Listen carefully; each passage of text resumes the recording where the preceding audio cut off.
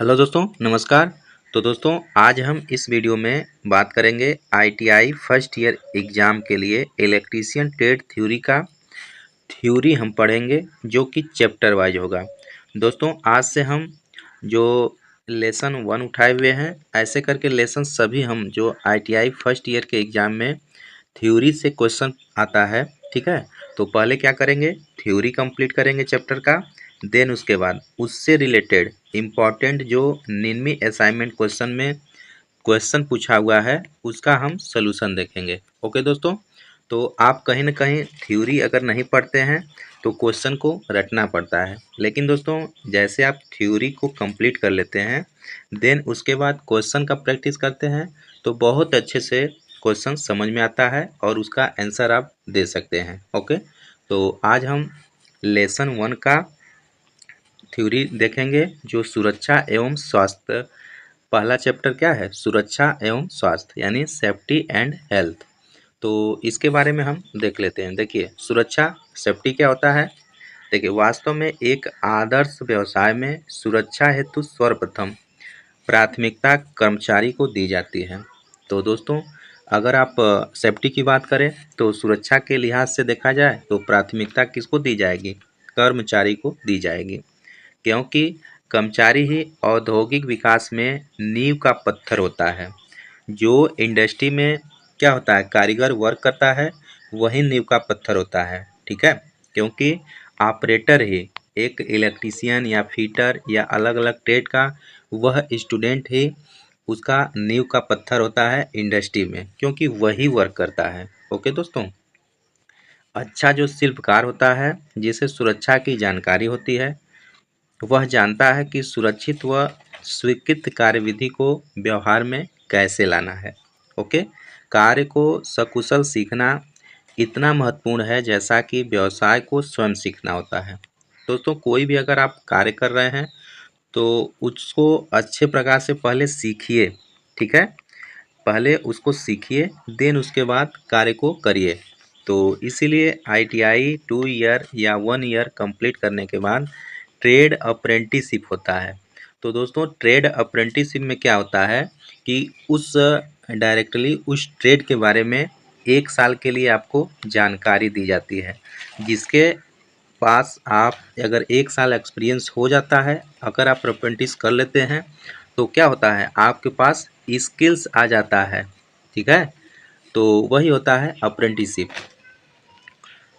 अगला है शाब्दिक रूप से सुरक्षा एक क्रिया है जो सभी कार्यों को नियंत्रित और व्यवस्थित करती है, ठीक है दोस्तों।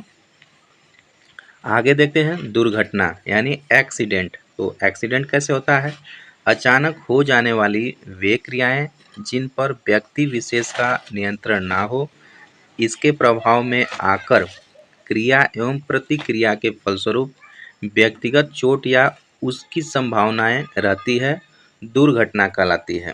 ओके, एक्सीडेंट कहलाती है। दोस्तों एक्सीडेंट का मतलब क्या होता है, अचानक किसी प्रकार की दुर्घटना हो जाना, ठीक है। या तो बाइक आपस में टकरा जाना या जो कोई भी गाड़ी वगैरह है आपस में टकरा जाना, या फिर बिजली से ही आपको झटका लग के कोई दुर्घटना वैसी अकस्मात स्थिति आ जाना जिससे व्यक्ति की काफ़ी गहरा चोट हो, सदमा में हो जाए या फिर मौत हो जाए। तो ये सब क्या होता है, एक एक्सीडेंट होता है, ठीक है। तो एक्सीडेंट से कैसे हम सावधानी रख सकते हैं, कैसे हमें बचाना चाहिए। देखिए कार्यशाला में कार्य करते समय हर संभव सावधानी रखनी अति आवश्यक है। दोस्तों अगर आप कोई भी वर्कशॉप में कार्य कर रहे हैं तो उस दौरान आप बहुत ही केयरफुली कार्य करेंगे, पहले अपनी सावधानी करेंगे देन उसके बाद कोई कार्य करेंगे, ठीक है। समय पर किया गया कार्य एक निपुण कार्यशैली को दर्शाता है, यानी कोई कार्य करने के लिए मान लीजिए 10 मिनट में वह कार्य हो जाना चाहिए। अगर वह 10 मिनट में कार्य हो गया है तो आपका उस कार्य में निपुण है, यानी आप अच्छे से उस कार्य को जानते हैं। अगर दोस्तों कोई कार्य आप सीखे नहीं हैं तो 10 मिनट का कार्य है तो उसको क्या करेंगे आप 20 मिनट में भी लगा देंगे, तो यह क्या होगी, अनिपुणता होगी। लेकिन अच्छा अगर आपके पास कार्य निपुणता है तो कार्य अच्छे से होगा, ठीक।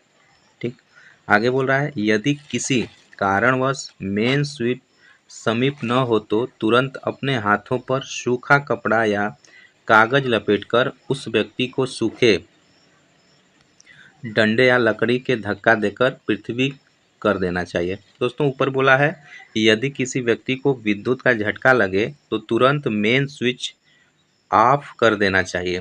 ठीक है, यदि मेन स्विच क्या है, कारणवश मेन स्विच दूर है तो क्या करना चाहिए, अपने हाथ पे सूखा कपड़ा या कागज लपेटकर उस व्यक्ति को सूखे डंडे या लकड़ी से धक्का देकर हटा देना चाहिए। ठीक है, याद रखेंगे। आगे दोस्तों है सुरक्षा चिन्ह, जो कि ये बहुत इम्पोर्टेंट है। यहाँ से प्रश्न 100% पूछे जाते हैं। दोस्तों सुरक्षा जो चिन्ह होती है, सेफ्टी साइन होती है, वह संभावित खतरे के प्रति सचेत करती है।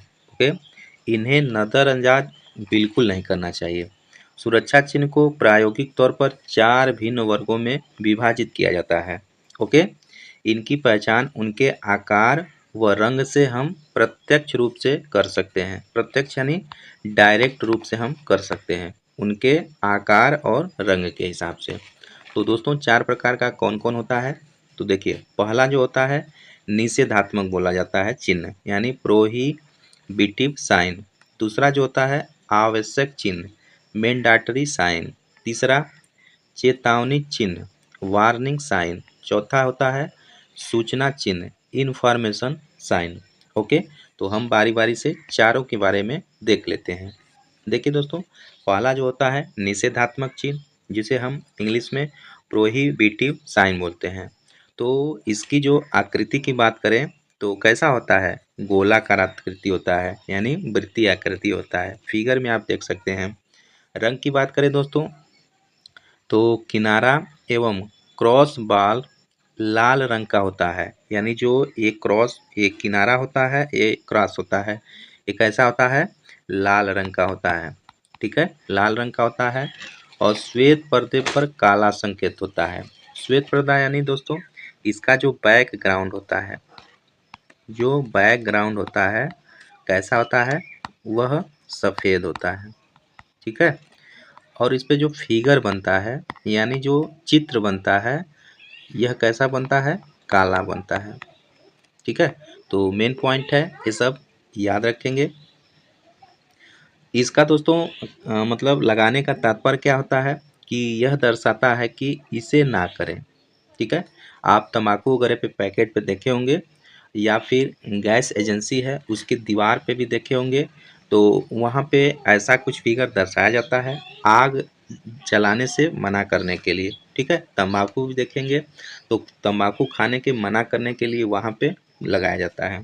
तो किसी चीज़ को मना करने के लिए हम यह इसका प्रयोग होता है, निषेधात्मक चिन्ह का प्रयोग होता है। ठीक है, इसका उदाहरण की बात करें तो धूम्रपान निषेध, धूम्रपान नहीं करना चाहिए। दूसरा बात करें आवश्यक चिन्ह का, यानी मैंडेटरी साइन का। दोस्तों मैंडेटरी साइन भी आकृति में वृत्ति गोलाकार आकृति होती है इसकी। और रंग की बात करें तो इसका जो बैकग्राउंड होता है, बैकग्राउंड वह नीले रंग का होता है। याद रखेंगे, बैकग्राउंड नीले रंग का होता है। ठीक है, और दोस्तों इस पे जो फिगर बनता है, ठीक है, चित्र बनता है, यह कैसा होता है, सफ़ेद होता है। ठीक है, जो इस पे फिगर बनता है, ये जो टोपी लगाया हुआ है मैन, तो यह सफ़ेद बनता है फिगर। नीले पर्दे पर श्वेत संकेत। ठीक है, बैकग्राउंड नीला होता है और फिगर सफ़ेद बनता है। अब यह क्या दर्शाता है, तो दोस्तों यह दर्शाता है क्या करना चाहिए। ठीक है, क्या करना चाहिए, या फिर कोई भी काम ज़रूरी इसे पहनकर ही करना चाहिए। ओके, जैसे ग्लव्स पहनकर, या खम्भे पे आप पोल पे चल रहे हैं तो सेफ्टी बेल्ट हुआ, हेलमेट हुआ, ये सब ग्लव्स है रबड़ का, वो सब पहनकर ही चढ़ना चाहिए। तो यह जो संकेत होता है यही दर्शाता है क्या करना चाहिए। ओके, तो एग्जाम्पल की बात करें तो बिजली कार्य करते समय सुरक्षा कैप पहने। ओके, याद रखेंगे। आगे दोस्तों है चेतावनी चिन्ह, यानी वार्निंग साइन। तो दोस्तों जो वार्निंग साइन होता है, चेतावनी चिन्ह, इसकी आकृति की बात करें तो ये त्रिभुजाकार आकृति होती है, यानी त्रिकोणीय आकृति होती है। फिगर में आप देख सकते हैं। और इसका जो रंग की बात करें तो पीले पर्दे पर, यानी जो बैकग्राउंड कलर होता है यह कैसा होता है, पीला होता है। पीला रंग का बैकग्राउंड होता है। पीले रंग के बैकग्राउंड पे काले रंग का बॉर्डर वह संकेत होता है। यानी दोस्तों जो इसका बैकग्राउंड होता है पीला होता है और इसका जो बॉर्डर होता है यह काला होता है, और इस पे जो फिगर बनता है यह भी कैसा होता है, काला होता है। ठीक है, तो बहुत ही की पॉइंट है ये सब, अच्छे से आप जरूर नोट डाउन करिएगा। ठीक है, अगर आप दोस्तों यह सीक्वेंस वाइज वीडियो को फॉलो करते हैं, सीरीज को फॉलो करते हैं, तो आप एक नोट्स भी इसे बना सकते हैं, कंप्लीट कर सकते हैं। ठीक है, इसका अर्थ बात करें, अर्थ क्या होता है, तो खतरे की चेतावनी। यह क्या करता है, खतरे की चेतावनी देता है। ठीक है, उदाहरण की बात करें तो विद्युत झटके से सावधानी। यह जो फिगर में दिखाया गया है, विद्युत झटके से सावधानी। ठीक है, वहाँ पे प्रयोग करते हैं, यानी जहाँ खतरा की चेतावनी देता है, खतरे का जहाँ संकेत होता है वहाँ पे इसका प्रयोग करते हैं। ठीक है, आगे है दोस्तों सूचनात्मक। चौथा हमारा है सूचनात्मक चिन्ह, इंफॉर्मेशन साइन। तो देखिए इसका फिगर हटकर होता है, क्योंकि यह वर्गाकार या आयताकार इसका फिगर होता है। ठीक है, पहली बात याद रखेंगे। और इसका दोस्तों रंग जो होता है ग्रीन होता है, बैकग्राउंड कलर। जो बैकग्राउंड कलर होता है वह ग्रीन होता है, हरा होता है। ठीक है, और जो उससे जो फिगर बनता है यह कैसा बनता है, सफ़ेद बनता है। ठीक है, तो बैकग्राउंड कलर क्या हो जाएगा, ग्रीन हो जाएगा, और इस पे जो फिगर बनता है दोस्तों वह सफ़ेद बनता है, याद रखेंगे। इसका अर्थ होता है सुरक्षा उपाय की सूचनाएं इंगित करता है। ठीक है, यानी किसी चीज़ को सूचना यह देता है। जैसे पेट्रोल पंप है तो पेट्रोल पंप की सूचना देता है कि यहाँ पेट्रोल पंप है। उसके बाद रेलवे क्रॉसिंग है तो उसका संकेत देता है यहाँ पे रेलवे क्रॉसिंग है। या फिर आपका कोई भी हॉस्पिटल है तो वहाँ संकेत देता है हॉस्पिटल है। तो इस प्रकार यहाँ संकेत सब देते हैं। ठीक है, एग्जाम्पल के लिए सड़क जेब्रा क्रॉसिंग के पार करें। ये बच्चा जो है सड़क क्रॉसिंग पार कर रहा है, जेब्रा क्रॉसिंग पार कर रहा है, तो उसका उदाहरण है। ठीक है दोस्तों, इससे अतिरिक्त कार्यस्थल पर निम्न जानकारी भी चस्पा कर देनी चाहिए। इन चारों के एक्स्ट्रा और भी क्या क्या जानकारी देनी चाहिए। जैसे पहला है मेन स्विच का स्थान, बहुत ज़रूरी है। मेन स्विच का स्थान पहले आपको कार्य करने के दौरान मालूम रहना चाहिए कि कहाँ है। यानी आकस्मिक कोई भी दुर्घटना होती है तो सबसे पहले मेन स्विच आप ऑफ करेंगे। दूसरा, डॉक्टर का नाम, पता व फ़ोन नंबर, यह भी नेसेसरी है। तीसरा, चिकित्सालय का नाम, पता व फ़ोन नंबर। ठीक है, चौथा है कृत्रिम श्वास लाने की विधियों का चार्ट, तो यह भी रहना चाहिए। अगला है उच्च अधिकारियों का नाम व नंबर। अगला है विद्युत सावधानियों के उपाय व मानक। तो ये सब एक्स्ट्रा तौर पे जहां आप वर्क कर रहे हैं वहां पे चस्पा देना चाहिए। ठीक है, इसे लगा देना चाहिए। आगे दोस्तों हम बात करेंगे प्राथमिक चिकित्सा के बारे में, यानी फर्स्ट एड के बारे में। तो दोस्तों फर्स्ट एड भी बहुत ज़रूरी है। जब आपको इंडस्ट्री में या औद्योगिक में आप कार्य कर रहे हैं उस दौरान आपको प्राथमिक तौर पे कोई चोट लग गई है तो क्या करेंगे, तुरंत डॉक्टर के पास, ज़रूरी नहीं है कि तुरंत डॉक्टर के पास आप पहुंच जाएंगे। तो उस दौरान आपको फर्स्ट एड ज़रूरी होता है। ठीक है, फर्स्ट एड का मतलब कुछ उसमें किट आपको रखा रहता है और प्राइमरी तौर पे आप लगाएंगे। ओके, तो आकस्मिक दुर्घटनाओं में आवश्यक उपचार हेतु प्राथमिक उपचार आवश्यक है। ठीक है, प्राथमिक चिकित्सा बॉक्स पर लाल रंग का निशान, यानी इस तरह करके लाल रंग का निशान बना होता है। प्राथमिक उपचार हेतु निम्न सामग्री अति आवश्यक है। तो दोस्तों प्राथमिक उपचार में फर्स्ट एड में क्या क्या सामग्री रहनी चाहिए, देखिए पहला विटाडिन, यह जरूरी रहने चाहिए विटाडिन। दवा पिलाने का ग्लास। तीसरा स्प्रिट अमोनिया। चौथा ड्रापर।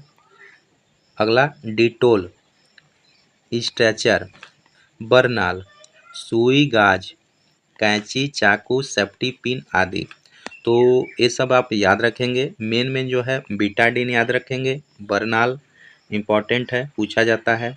बर्नाल को याद रखेंगे, बीटाडिन को याद रखेंगे। देन उसके बाद कैंची, चाकू, सेफ्टी पिन, ये सब को आप याद रखेंगे। तो ये सब आपका फर्स्ट एड में भरा जाता है, रखा जाता है। तो इन सबों को आप केयर करेंगे, ध्यान रखेंगे। ओके दोस्तों, तो आगे बात कर लेते हैं कृत्रिम श्वसन के बारे में। तो यहाँ से भी प्रश्न आपके एग्जाम में पूछे जाते हैं आईटीआई के, याद रखेंगे। जो कृत्रिम श्वसन का मतलब कि जब आदमी बेहोश होता है, यानी जिसे चोट लगा हुआ है, व्यक्ति बेहोश हुआ है, ठीक है, तो उस दौरान क्या होता है, ऑक्सीजन उसे पूरी तरह से नहीं मिल पाता है। तो दोस्तों हम क्या करते हैं, आर्टिफिशियल रेस्पिरेशन कराते हैं, यानी उसे हम आर्टिफिशियल श्वसन देने का प्रयास करते हैं जब आदमी बेहोश है, जब व्यक्ति बेहोश है, ठीक है, उस दौरान। तो कृत्रिम श्वसन की मुख्यतः 4 विधियां होती है। 4 विधियां कौन कौन होती है दोस्तों? पहला जो होता है सैफर विधि, दूसरा सिल्वेस्टर विधि होती है, तीसरा जो होता है मुंह से मुंह विधि होती है, सबसे इजी यही विधि होती है मुंह से मुंह विधि, चौथा होती है मुंह से नाक विधि। तो इन 4 के बारे में आप जरूर याद रखेंगे। पहली बात करें विधि की तो सैफर विधि। दोस्तों सैफर विधि में ए पोजीशन आप देख लीजिएगा, ठीक है। इस विधि में रोगी के सीने के बल अर्थात उल्टा लिटा दिया जाता है। ओके, इस विधि को तब प्रयोग में लाया जाता है जब रोगी को की पीठ पर जलने से घाव पड़ जाता है, ठीक है दोस्तों। इसे छाती के बगल लिटा दिया जाता है सैफर विधि में। क्यों? क्योंकि पीठ पर चोट लगी है। ओके, तो पीठ के बगल अगर लिटाएंगे तो और ज़्यादा दर्द करेगा, इसीलिए इसे छाती के बगल लिटाया गया है। तो इस स्थिति में आप लिटा देंगे और इस विधि में रोगी के छाती व गर्दन के वस्त्र हटा दिए जाते हैं या ढीले कर दिए जाते हैं, ठीक है। तो याद रखेंगे यह पोजीशन। देन उसके बाद अपना रेस्पिरेशन देते रहते हैं, ठीक है। तो आपसे क्वेश्चन दोस्तों इसमें यही पूछता है कि सैफर विधि में किस साइड व्यक्ति को लिटाते हैं, जो फेंटेड व्यक्ति है उसे किस साइड हम लिटाते हैं। ओके, याद रखेंगे। आगे दोस्तों है सिल्वेस्टर विधि, दूसरा। तो इस विधि में रोगी को चित्त यानी पीठ के बल लिटा दिया जाता है। देखिए सैफर में क्या था, सीने के बगल लिटा दिया जा रहा था, और सिल्वेस्टर में पीठ के बगल लिटा दिया जाता है। इस विधि का प्रयोग तभी होता है जब पीड़ित के छाती की ओर से जलने के कारण छाले पड़ जाते हैं। दोस्तों सिल्वेस्टर विधि में इसके छाती पर छाले पड़ गए हैं, इसीलिए इसको पीठ के बल पे लिटाया गया है। ओके, पीड़ित व्यक्ति के छाती के वस्त्रों को ढीला कर देना चाहिए, ठीक है। सिर के भाग को ऊपर उठाने के लिए गर्दन के नीचे तकिया लगा देना चाहिए। रोगी का मुंह खोल जिसकी जीवा बाहर निकालना चाहिए ताकि वायु मार्ग अवरुद्ध ना हो। ओके दोस्तों, तो ये सब प्रक्रिया करके हम सिल्वेस्टर विधि से आर्टिफिशियल रेस्पिरेशन देने की प्रक्रिया करते हैं। अगला जो हमारा तीसरा है मुंह से मुंह विधि। तो आप यह प्रक्रिया देख सकते हैं। आप क्या करेंगे, अगर फेंटेड व्यक्ति है तो उसको अगर हम मुंह से मुंह विधि यानी अपना मुंह उनके मुंह में डालकर आर्टिफिशियल रेस्पिरेशन देना चाहते हैं, तो उनके मुंह पे क्या करेंगे, साफ कपड़ा हम डालकर तब उसके बाद हम आर्टिफिशियल रेस्पिरेशन देने की प्रक्रिया करेंगे, ठीक है। यह विधि सर्वश्रेष्ठ तकनीकी में से एक है क्योंकि तुरंत अपनाई जा सकती है। ओके, यदि अचानक विद्युत शॉक झटके से पीड़िता का श्वसन अवरुद्ध हो जाए तो प्राथमिक चिकित्सा के तौर पर यह विधि अपनाई जा सकती है, याद रखेंगे दोस्तों। आगे है मुंह से नाक विधि। तो दोस्तों मुंह से नाक विधि में क्या होगा, यदि पीड़ित में ऐंठन या मरोड़ की स्थिति हो या रोगी का मुंह ना खुलता हो तो रोगी को नाक के द्वारा वायु प्रदान किया जाता है, ठीक है, याद रखेंगे। अगर व्यक्ति का मुंह ही नहीं खुल रहा है तो नाक के सहारे उनको क्या करेंगे, आर्टिफिशियल रेस्पिरेशन देने की प्रक्रिया शुरू करेंगे, ठीक है। आगे दोस्तों गोल्डन आवर। तो यह भी एग्जाम में आपसे पूछता है कि गोल्डन आवर क्या होता है, याद रखेंगे। दुर्घटना की स्थिति में आरंभिक 30 मिनट में मरने का खतरा सर्वाधिक होता है। ओके, इस अवधि को गोल्डन आवर कहते हैं। जब तक मरीज अस्पताल पहुंचता है, इस खतरनाक अवधि को पार कर लेता है। प्राथमिक चिकित्सा जीवन बचाने में परम उपयोगी है। तो दोस्तों गोल्डन आवर आपको याद रखना है, आरंभिक 30 मिनट का जो समय होता है ना, वह आपका गोल्डन आवर होता है, स्वर्ण काल होता है। ठीक है, याद रखेंगे। आगे दोस्तों है विद्युत झटका। ठीक है, विद्युत झटका, इलेक्ट्रिक शॉक। तो सामान्यतः 90 वोल्ट से अधिक वोल्टेज पर विद्युत धारा का मानव शरीर में प्रवाह असहनीय और दर्दनाक होता है। इससे ज़्यादा वोल्टा पर विद्युत धारा प्रवाह के कारण व्यक्ति को खतरनाक झटका महसूस होता है, जिसे विद्युत झटका कहते हैं। दोस्तों अगर आपको 12 वोल्ट, 24 वोल्ट या 50 वोल्ट या फिर 80 वोल्ट, अगर इसके बीच में आपको कोई वोल्टेज लगता है, ठीक है, बॉडी टच करता है, तो आपको शॉक बिल्कुल नहीं लगेगा। लेकिन जैसे 90 वोल्ट से ऊपर होगा तो आपका एक दर्दनाक शॉक लग सकता है। ठीक है, यानी कहें तो 100 वोल्ट अगर रहेगा, उसको अगर हम छुएंगे तो हमें शॉक लगेगा। ठीक है, तो अब विद्युत झटके से होने वाली हानियाँ या क्षतियाँ क्या क्या हो सकती हैं? तो देखिए, व्यक्ति का श्वसन अवरुद्ध हो सकता है। ठीक है, व्यक्ति के शरीर पर छाले पड़ सकते हैं, व्यक्ति के शरीर में कोई अंग का मांस जल सकता है, रक्त प्रवाह अवरुद्ध होकर व्यक्ति बेहोश हो सकता है, हृदय गति रुकने से व्यक्ति की मृत्यु भी हो सकती है। ठीक है, प्रत्यावर्ती धारा की तुलना में दिष्ट धारा ज़्यादा खतरनाक होता है, नोट में लिखा है। क्यों दोस्तों? देखिए, जो एसी होता है इसमें अल्टरनेटिंग करंट होता है, यानी एक पॉजिटिव में जाता है सर्कल, एक नेगेटिव में जाता है। देन यहाँ पे साइकिल पूरा करता है, फिर पॉजिटिव में जाता है और नेगेटिव में जाता है। तो याद रखेंगे, 1 सेकंड में 50 बार पॉजिटिव और नेगेटिव में जाता है। ठीक है, तो इसलिए क्या होता है, एक बार पॉजिटिव गया, एक बार नेगेटिव गया, तो हमें झटका एसी में कम लगता है कंपेरिजन टू डीसी, क्योंकि डीसी में जो होता है डायरेक्ट करंट होता है, यहाँ से डायरेक्ट करंट जाता है, तो अगर हमको एक बार पकड़ता है तो छोड़का बिल्कुल नहीं है। ओके, याद रखेंगे। इसलिए यहाँ पे नोट में दिया है कि प्रत्यावर्ती धारा की तुलना में दिष्ट धारा ज़्यादा खतरनाक होता है। और दोस्तों जो एसी होता है, एसी में 50 हर्ट्ज़ की फ्रीक्वेंसी के साथ चलता है और डीसी में कितना चलता है, 0 फ्रीक्वेंसी के साथ चलता है। ओके, तो ये सब बात का याद रखेंगे। तो इस वीडियो में तो ठीक है दोस्तों, बस रहने देते हैं यहीं तक। तो मिलते हैं इसके पार्ट सेकंड में। ठीक है, ये पार्ट 1 होगा और देन पार्ट सेकंड इसका आएगा, उसमें कंप्लीट यह चैप्टर हो जाएगा। तो हमारे चैनल पे नए हैं तो सब्सक्राइब जरूर कर लीजिएगा और अपने नए मित्र फ्रेंड सर्किल में फॉरवर्ड जरूर कर दीजिएगा। दोस्तों यह सीरीज वाइज चलेगा, हर एक चैप्टर का हम इसमें थ्योरिकल करा के देन उसके बाद ऑब्जेक्टिव क्वेश्चन कराएंगे। ओके, और इसका सेपरेट हम प्लेलिस्ट बना देंगे और उस प्लेलिस्ट से आप सभी वीडियो वॉच कर लीजिएगा। तो मिलते हैं नेक्स्ट वीडियो में, तब तक के लिए नमस्कार।